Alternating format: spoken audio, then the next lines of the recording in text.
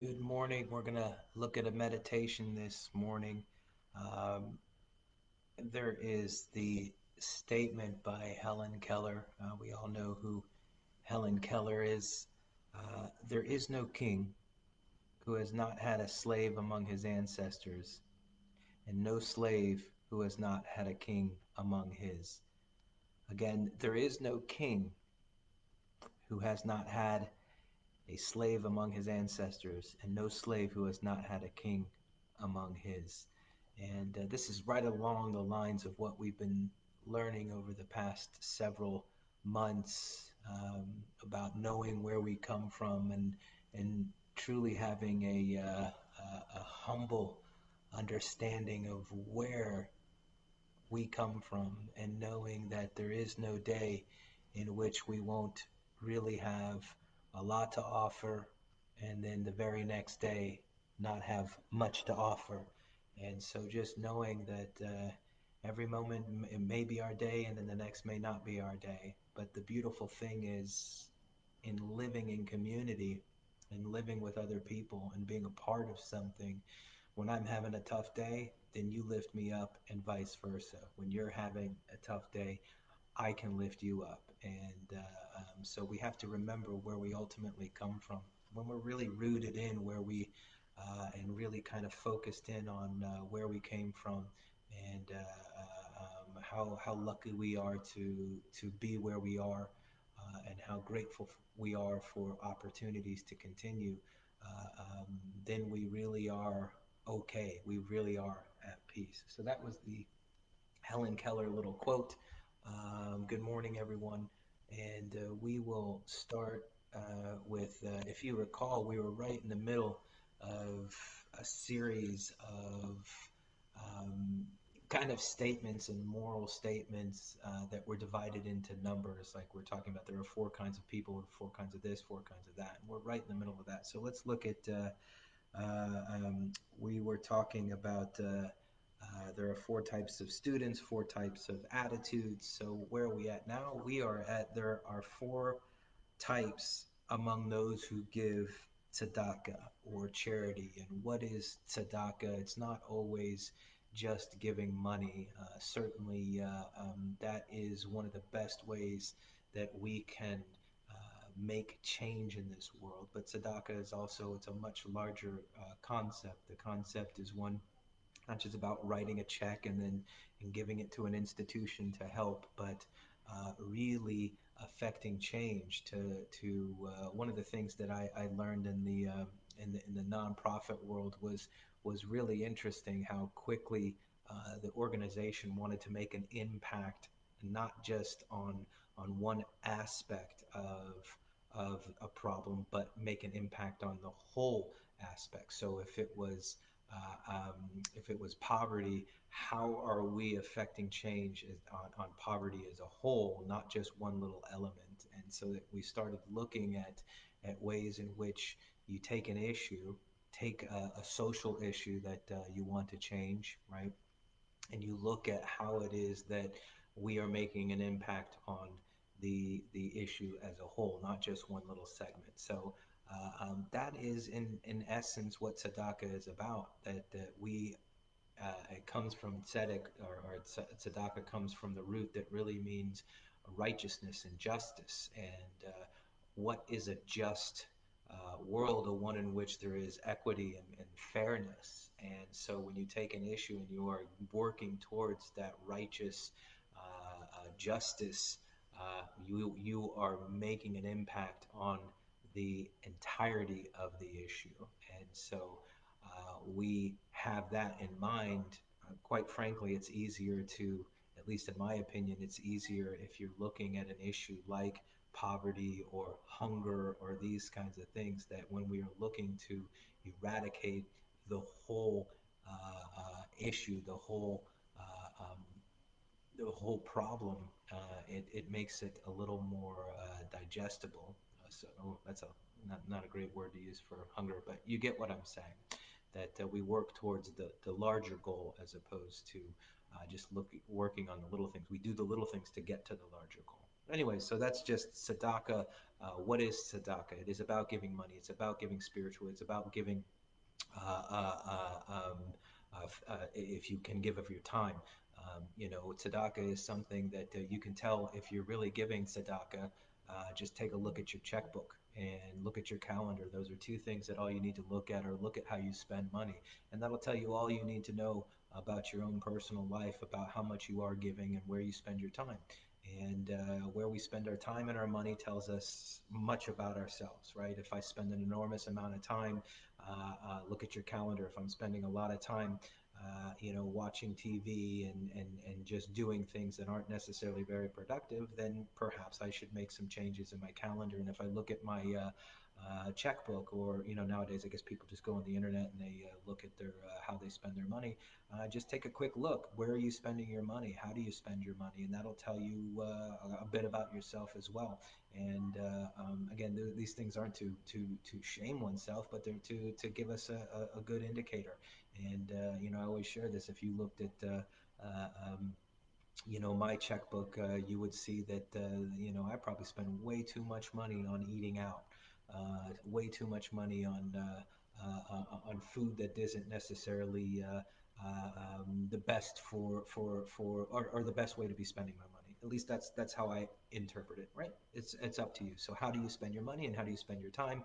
And tzedakah, right, should be one of the main focuses in my checkbook and in my time. So tzedakah, there are four types of people among those who give charity. One who wishes to give, but that others should not. He begrudges others. So, in other words, in my heart, I think I should give, but then when you give, I'm like upset, right? Because you actually reveal in me a part of myself that I really don't necessarily appreciate, right? That I know I ought to, I should. I have great thoughts about all the amazing things I'm going to do with my time and money and give and give and give. And then I'm upset when I see somebody else doing what I know in my heart's desire, I mean, in my heart of hearts that I should be doing, right? So then the next one is that others should give and he should not give. We all have been down this road, and again, I think these are kind of all aspects of one's own being at any given time. So the person uh, um, that others should give and he should not is that I love telling this story about how do I tell it now? Yeah, I'll tell it right now. This is one of my favorite stories. There was there was a town, and in the town there was the rabbi's son, and the rabbi's son was getting married to a wonderful young lady, and everyone was very, very, very excited. This was a really, really big deal, and they wanted to celebrate in a very special, special way, but they didn't know how to do it. This was the rabbi's only son, and they were going to just go out in a way that really made the town shine, and everyone was just really excited to celebrate this young couple as they were entering into their new life together. So the town came up with an idea that they would create this really, really big, big kind of vat, a really big barrel that they could all put wine in so that they could all come together. They could all come together as a community and they would each put a little bit of wine in. And if everyone contributed, they would have this huge barrel of wine at the end, and then they would open up the wine, and then on the wedding day they would drink it, and the entire town would have an amazing party. How cool would that be? That would be just the best party. They wanted to celebrate. They wanted to really, really show this family, and certainly the rabbi and his only son and this beautiful young bride, that they were the most special in the town, and it was going to be a big deal. So, of course, in the weeks leading up to the wedding, people would come, they would go up the ladder, and they would pour in wine, and they would go on the ladder, and they saw it, and you could see it. There was like condensation on the side, and that was just getting higher and higher. And as people were anticipating the nuptials, everyone was just getting more and more excited for the big party that was to come. And so the big day came. It was a beautiful wedding. Everyone said the brachas. And as they were dancing around with the bride, they decided at this point that they should open up the wine. And then they opened up the wine, and everyone was just excited. So the groom and the bride put their wine, their glasses under as they opened it up, and water came out. Water came out. And then at that point, the rabbi realized what had happened is that everyone had come and they had put water in as opposed to wine, because everyone expected that the other person was going to put wine, and me, I'll just put in some water. And of course, the moral of the story is very, very clear that if we're expecting somebody else to do something, it's not necessarily going to happen, and that we are all responsible to giving our part. And so that is what I'm reminded right now, that others should give and he should not. That if we are always waiting on somebody else to do, it's not going to end up happening. Is that we are responsible for our own actions. Now, the next one is that that person should give and others should too. That we are all responsible. They understand this to be a pious person, right? That I give my part and you give your part.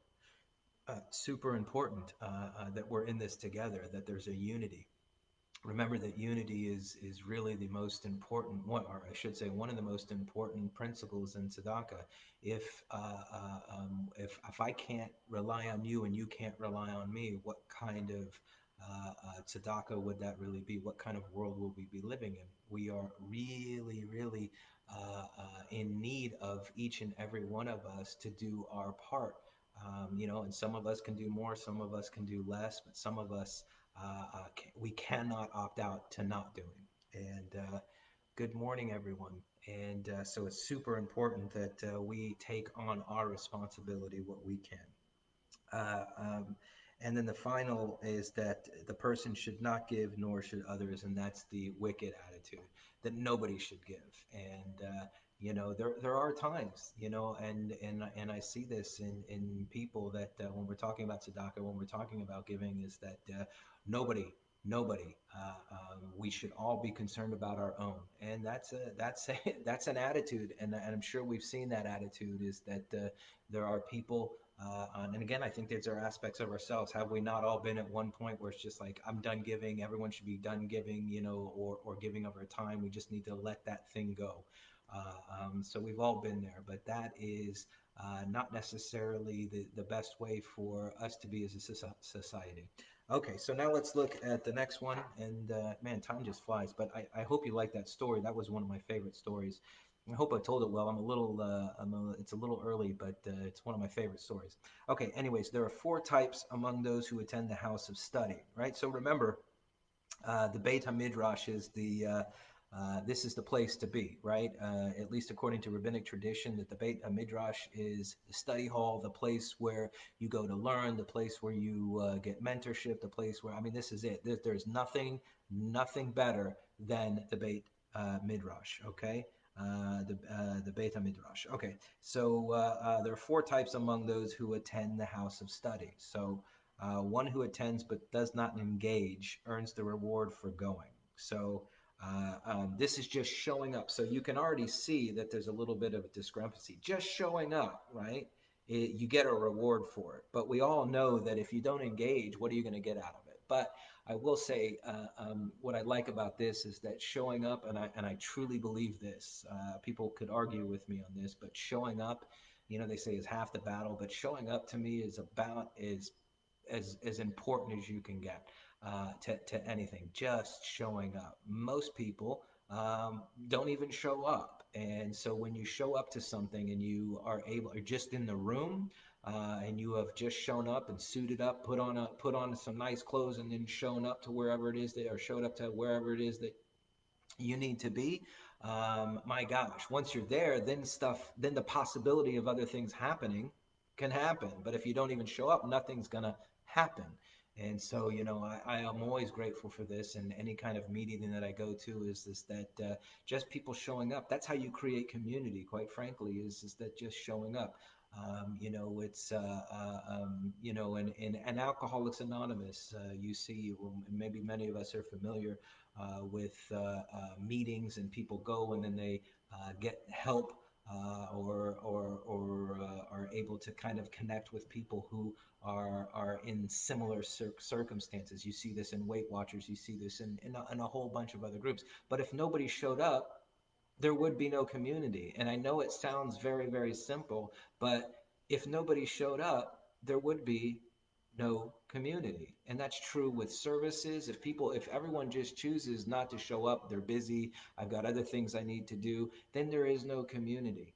And if we only show up to the things we want to show up to, what about the other person who needs it, right? So ultimately, we show up not for ourselves, but we show up for the community and we show up for the other person.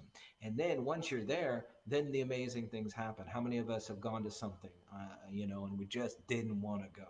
Right? It's 6 o'clock in the evening on a Wednesday. You put in a full day, and there's an event or something, that a friend of yours booked or a spouse of yours booked, and you have no interest in going, but you begrudgingly go and you show up, and you end up having an amazing time, right? So just showing up, you can have new experiences. Okay, so one who attends but doesn't engage earns the reward for going. One who engages in study, meaning they sit down and they actually learn a little bit, but does not attend, earns the reward for the act of studying. So, in other words, when they're saying attend, is that they just show up and then they're kind of just in there, right? This is the person, if we're using the example of like meetings or Weight Watchers or these kinds of things, or class, is that this is a person that sits in the back and kind of just is to themselves, right? Right. So you get the merit for the study, but what kind of engagement did you really have? You weren't really a part of, right? How many of us have been to places in which we just, well, I'll show up, but I'm just going to hide out, right? And we put up our defense mechanisms, or we put up our masks or shields so that people know not to engage. We've all been there, and okay, so that's that. Uh, um, but you get rewards. So understand when they're talking about the Beit HaMidrash, this is the place, right? Just showing up is important. Even if you're in the back, you still get some of the flavor of what's going on. One who attends and engages is pious. So you show up and you're in it. You're right in the middle of it, and you're engaging, you're trying, you're participating, right? Participation is again, I know there's that where there was always the participation trophies, and people that just showing up, they get it. But when you're in it and you're acting, and you are acting a part of, and you are engaged, and you are participating, and you're contributing, and you're doing all these things in as a part of a community, doesn't it make a difference? These are the ways in which one really can grow and really can experience life at its height. Okay, and then the next one who does not tend and does not engage is wicked. In other words, I'm not even getting off the couch. And I also want to say, when they say wicked, or in the case of here, it's the Rasha.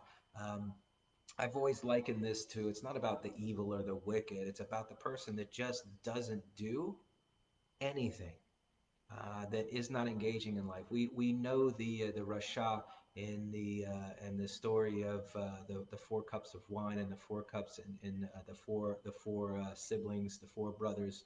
On Passover, we all look at that, and the wicked is the person that's kind of doing. But these are people that aren't evil inherently. They're not bad people. It's just they're not engaging. They're not contributing. They're not a part of life. And our tradition is one in which is really averse to people just withdrawing from life.